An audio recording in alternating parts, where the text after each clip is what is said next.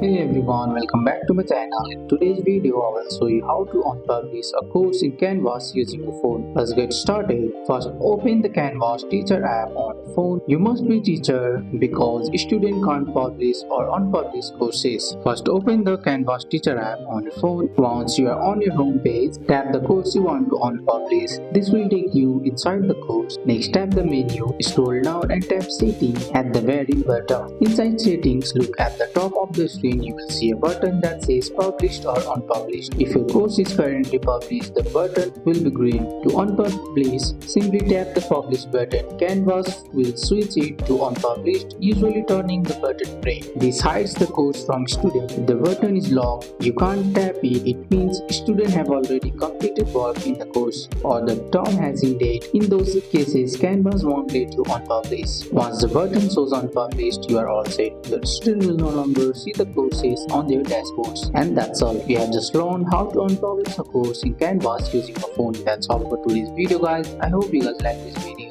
If you found this video helpful, drop a like, subscribe for more videos. Thanks for watching. See you in the next one.